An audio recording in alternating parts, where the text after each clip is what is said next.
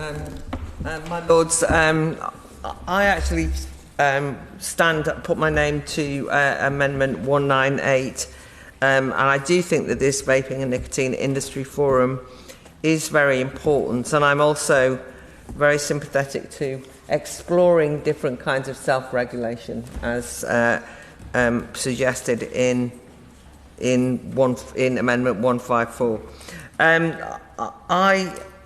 I think it's very interesting that the noble Lord Moylan was forced to put down that there would be a disregard of the WHO framework and Convention on Tobacco Control, because it does speak to the problem.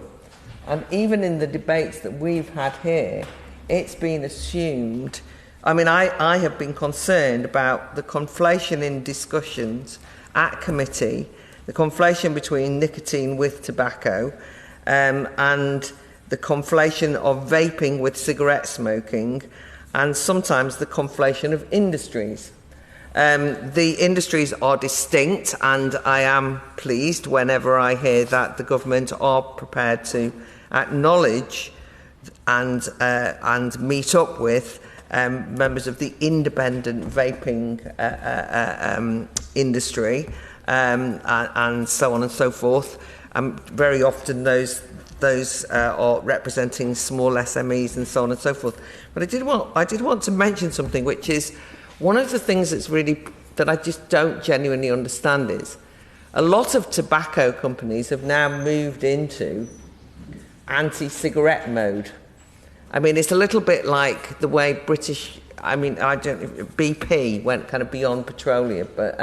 But anyway, if you ever go to an event with anyone from a tobacco company, you're going to get a more likely to get a lecture on the dangers of cigarettes than anything else. I mean, they have been forced in some ways by being treated like pariahs to adopt a different method now, and different products. And I wondered whether the government might acknowledge that is something going on. I personally think treating even tobacco companies as a pariah is not helpful. But I do think it's just very important that we acknowledge that if vaping is to be part of the smoking cessation world, that the government really does need to meet all sides of and everybody involved in the vaping industry. I mean, it is interesting that NICE's guidance, has...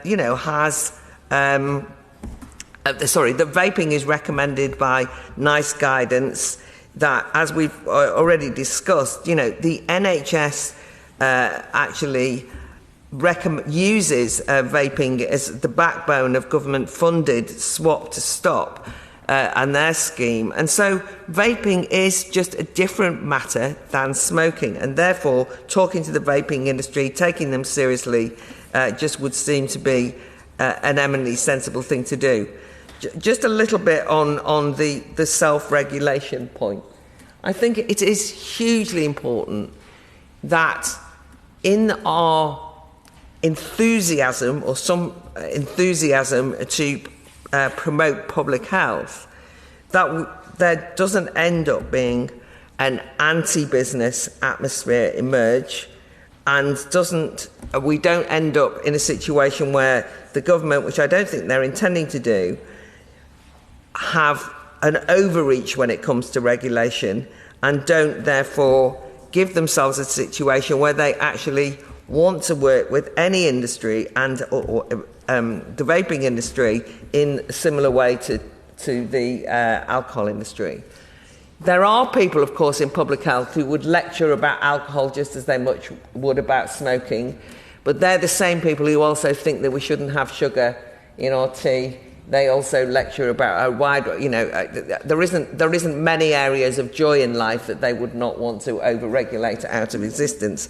But nonetheless, the government has been perfectly reasonable in relation to alcohol. The Portman Group is a good model, and therefore I do think that this, having an industry-wide body, proper consultation, and an eye to a bit less regulatory overreach and state control of everything and dotting the I's and crossing the T's would be much more in line with the government's own attitude, which is constantly saying that it wants to be flexible enough, tear up the red tape regulations where they're not needed, and help business thrive.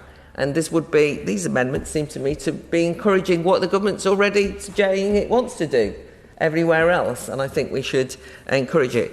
I'm not suggesting they suddenly get into bed with big tobacco, but I do think that because we're not going to conflate everything with no nuance at all, these amendments are worth taking very seriously.